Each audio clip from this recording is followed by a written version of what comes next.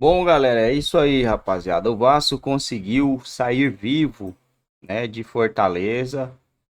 Vai levar aí um 0-0 para São Januário ou Maracanã. Não sei onde vai ser o próximo jogo. Eu sei que o próximo jogo é no final do mês, dia 22, dia 23 por aí.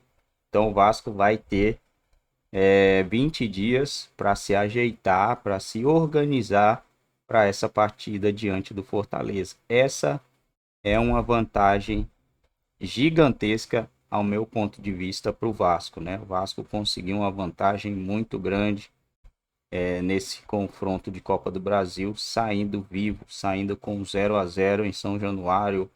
Em casa, o Vasco tem que resolver essa parada, né? 1-0 é goleada diante do Fortaleza, classificando aí para a próxima fase da Copa do Brasil. Se classificar, chega grandão nas oitavas de final, que é onde o bicho começa a pegar mesmo, né? Ali o bicho começa a pegar. Vamos ver o que a imprensa tem a falar. Quanto se está vivendo no sufoco e é isso que o Vasco tem vivido. Ou é para ficar mais desesperado ainda?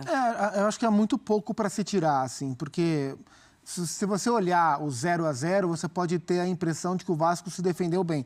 Mas a gente olha os números de finalizações, a gente passou agora os melhores momentos, e o Fortaleza chegou demais, e chegou de diferentes maneiras, né? Se defende, mas se defendeu muito para trás, né? Deixou demais. O Vasco, o jogo não ficou 0-0 porque o Vasco evitou que o Fortaleza chegasse. O Fortaleza chegou, né? Então o Vasco teve problemas, mesmo com tanta gente para marcar, né? 3 zagueiros, o Rojas, o Maicon e o Léo, mais o Matheus e o Hugo Moura. Depois entrou o Galdames, depois entrou o Sforza. O Vasco foi reforçando o seu setor de meio campo, também porque não tem jogadores para executar o outro papel do meio campo. Já que não tem, bota a galera lá para trás, né? Então, assim, a evolução coletiva do Vasco, a gente falava sobre isso no Corinthians, ela é uma evolução muito tímida. Ela era, claro, o Rafael, que é o técnico do Sub-20, não tem nada a ver com isso. Mas já era com o Ramon Dias um time que evoluía muito pouco. Né? A gente falou aqui muito, o Vasco do Ramon Dias, ele era sempre aquele time do sufoco, aquele time que se virava muito bem contra o Flamengo, aquele time que guerreava e dava tudo em campo para não ser rebaixado, mas evolução coletiva, o time andava para frente muito pouco. Então, nesse momento, o Vasco está parado na temporada. A gente não sabe quem vai ser o técnico. O Pedro Martins, que é o diretor de futebol, o diretor executivo, chegou hoje, está começando o trabalho hoje. É um time com um elenco bastante limitado. Então, o Campeonato Brasileiro tende a ser longo para o Vasco, como para outros times também. Nem sei se é favorito para se classificar contra o Fortaleza, mas traz o confronto vivo para o jogo de São Januário. É até curioso, segundo eu estava no Sport Center 2, né, das 4 da tarde, que é aquele horário que muitas vezes o treino está rolando, Sim. Então foi quando foi no horário do protesto. O Pedro Martins, citado pelo Zupac, ele estava lá no protesto levando o dedo na cara e não tinha nem sido aposentado, sabe? Ele estava já tomando dura e tinha horas no clube. E isso mostra o tamanho do cenário problemático para o Vasco reverter, não, Fábio? Não é simples. Não é simples, Felipe. Eu acho que assim, a escolha do treinador e tem que ser muito bem escolhido, né? O Vasco fez contratações, acho que eu vi o protesto também, não tem nada correto naquilo, essa pressão em cima dos jogadores no ambiente de trabalho. Mas é um time que fez contratações, né? Que investiu até alto em alguns nomes e essas peças acabaram não entregando aquilo que o torcedor esperava, até que a comissão técnica anterior do Vasco esperava. Então é quase que uma retomada de trabalho, né? É a contratação de um profissional, é o entendimento de jogo desse profissional, tentar elevar, né, a confiança e o nível de alguns jogadores. Mas é um trabalho árduo, assim, o Vasco tem um caminho pesado pela frente, mas tem a chance, né? Eu acho que o Vasco poderia sair desse jogo hoje quase que eliminado, né? Se o Fortaleza tivesse um pouco mais de competência na questão ofensiva. Então, assim, diante de todas as dificuldades, para esse confronto da Copa do Brasil, eu acho que o Fortaleza leva uma vantagem pelo momento, pela questão coletiva, mas é um jogo que, por ser em São Januário, e com o apoio do torcedor, eu acho que é um jogo que essa questão ainda está aberta e o Vasco tem chances de conseguir essa classificação. E como o confronto é só daqui a 3 semanas, Sim. né? Tem 2 semanas seguidas de Libertadores agora e depois a Copa do Brasil. Ou seja, o Vasco já vai ter um técnico trabalhando. 22, é isso? É, isso aí.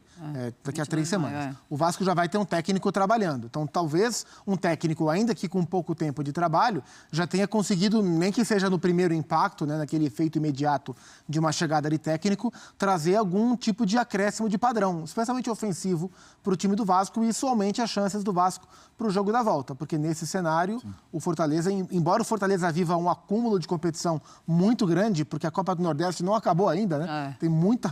O Fortaleza joga toda hora, mas é um time hoje em nível de evolução, nível coletivo, muito à frente do Vasco da Gama. O Fortaleza é favorito, muito favorito. Em cima do Vasco. Favorito. Fábio? Eu não coloco muito favorito pela questão de São Januário. Tá. Eu acho que Mas é aumenta uma o atmosfera que pode atrapalhar o Vasco, né? Se, de repente, com a maneira como o jogo se inicia. Mas que a tendência é, pelo menos, um Vasco brigador, né? Um Vasco que vai buscar criar algumas possibilidades. Eu vejo o Fortaleza como favorito. Pelo jogo ser no Rio de Janeiro, eu não coloco esse favoritismo muito lá em cima. Acho que tem jogo. Tá. Você estava falando aí do novo treinador, que deve estar com o novo treinador, então, nesse jogo da volta contra o Fortaleza pela Copa do Brasil. Vamos ver o Rafael Paiva, o que é que ele falou depois dessa partida? Vamos lá. Jogo muito difícil, a gente já sabia da dificuldade que ia ser. Eu acho que o mais importante é a resposta que os jogadores deram em campo. O time lutou muito, brigou muito, tentamos jogar. A ideia não era só ficar defendendo, não, mas é muito difícil jogar contra o Fortaleza aqui. E diante de todas essas dificuldades, eu acho que a gente respondeu bem. Acho que a gente está vivo no jogo de volta e a gente vai se organizar melhor para a gente conseguir um jogo mais equilibrado, um jogo mais ofensivo, mas diante da circunstância de jogar aqui, da dificuldade, eu achei que o grupo respondeu muito bem e está de parabéns. Primeiramente é um prazer poder estar sentado aqui, poder dirigir esses jogadores tão vitoriosos, né? Para mim é um prazer enorme. Sabia da dificuldade, a gente estava na véspera de uma final da Copa Rio contra o Flamengo Sub-20 e eu acho que a gente tem que estar preparado. A gente tem que estar preparado para esses momentos. Já conhecia bem o grupo, já conhecia os jogadores, já sabia do perfil dos jogadores. Então, por maior que seja o desafio, é um bom desafio, é onde a gente quer estar, é onde a gente trabalha tanto para chegar e estou muito feliz pela resposta dos atletas, pelo jogo e é um prazer enorme poder representar o Vasco e ajudar o Vasco. Primeiramente, é um prazer receber o elogio do Maicon, né? Um jogador vitorioso, uma liderança dentro da equipe e me recebeu bem assim como todo o grupo, então é um prazer enorme. Muito feliz, né, pela receptividade dos atletas. A ideia foi a gente ter os atacantes que a gente estava tendo nos últimos jogos, era tentar jogar um pouco mais, mas sabíamos que a gente tinha que defender muito bem, né, defender muito bem os corredores e a ideia foi tentar em algum momento ter uma transição mais forte, conseguir atacar o espaço nas costas do Fortaleza. A gente não foi tão eficiente na transição, muito pelo mérito do Fortaleza. Mas a ideia era competir, era sair com um bom resultado, mas tentar a vitória o tempo todo. Gosto muito, acredito muito no jogo ofensivo, né, na formação dos atletas, em ser um jogo propositivo. Acredito que isso faça com que os atletas se desenvolvam mais, mas o contexto é completamente diferente, né? Pegar uma equipe que a gente precisava se organizar contra a forte equipe do Fortaleza. Sofremos, falei muito para aprender a sofrer sem tomar gol, né? Acho que isso é muito importante, dependendo da categoria, se é profissional, categoria de base. Vamos lá. Não, pode pegar. Vamos falar sobre essa questão do comando do Vasco, porque hoje teve na notícia do Fábio Carille. Do Fábio Carille, técnico do Santos, ter sido procurado pelo Vasco, representante do Fábio Carille, procurado por representantes... Olha só, André, que fúria aqui no estúdio, pronto para a linha de passe. Que visual. Até me atrapalhei aqui. Vamos seguir. O Vasco da Gama procurou representantes do Fábio Carille. O Fábio Carille disse que iria estudar, a informação é essa, a informação da ESPN de que ele iria estudar, mas que ele está muito adaptado à cidade de Santos e ao trabalho, muito conectado ao trabalho do Santos, que é bom, foi bom no Paulista, começou bem na Série B no sentido de classificação. O que você acha desse noticiário? Você está com uma cara marota, Zupac. Uma rápida brincadeira. que 10 dias antes do Fábio Carille ser contratado pelo Santos, a gente fez aqui um Bola da Vez com ele, e ele estava feliz da vida que tinha renovado com o Japão. time japonês. Não, Que bancou ele. muito feliz aqui, estou adorando, a cidade é boa, o presidente gosta de mim, vão construir um estádio novo, estou muito bem aqui. Passou 10 dias, ele não pagou a multa, foi-se embora, não tinha mais nada, veio para o Santos. Mas tá claro.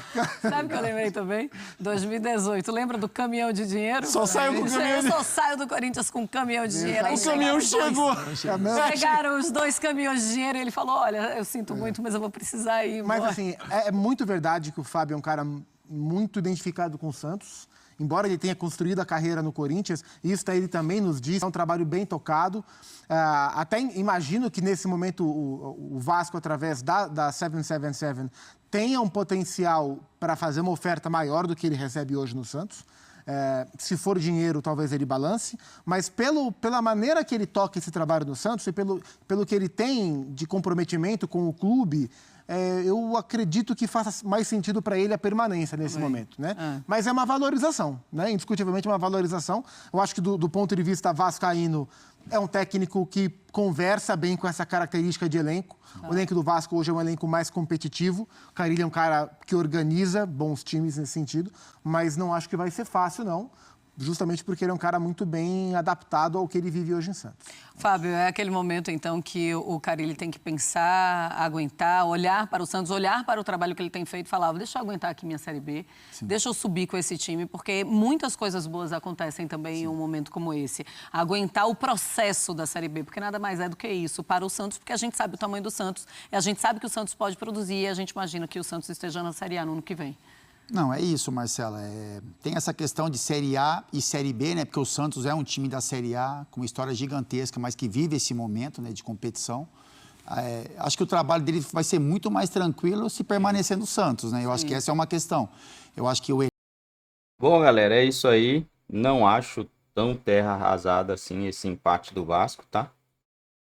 Se a gente tem em vista aí os outros jogos que aconteceram na Copa do Brasil, vamos dar uma olhada aqui. O Grêmio empatou fora de casa com o poderoso Operário. Poderoso Operário, né? O Bahia sofreu para fazer 1-0 no Criciúma, né? O Criciúma que torcedor vascaíno tá traumatizado com o nome desse time. Fluminense venceu o Sampaio Corrêa por 2-0. O Red Bull Bragantino empatou em 1-1 com o Souza. Fora de casa, né? E o Vasco 0-0 fora de casa contra o Fortaleza. O Vasco chega vivíssimo no próximo jogo. O Ipiranga venceu o Atlético Paranaense 2-1.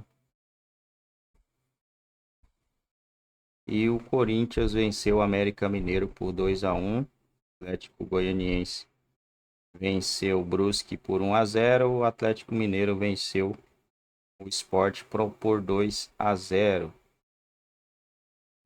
Aí a gente vai dar uma olhada aqui. O Flamengo tá vencendo. O mando de campo parece que é do Flamengo. Estranho isso aqui, né? Para mim que o mando de campo era do outro time. O mando de campo do Flamengo. O Flamengo tá vencendo o Amazonas por 1-0, galera. 1-0. Amazonas é um time de segunda divisão. E eu não sei não. 1-0 para mim é pouco, né? Quando se trata aí de que o Flamengo tomou 2-0 do Maringá ano passado. Então, Copa do Brasil é isso, cara. Não tem jogo fácil. A situação é complicada para todo mundo, né? O Vasco agora tem a vantagem de poder jogar em casa, de poder dar pressão para cima do Fortaleza. Vamos ver se vai conseguir. Se o Vasco vai conseguir vencer lá esse jogo e se classificar para a próxima fase. E Copa do Brasil rende muito papel, né?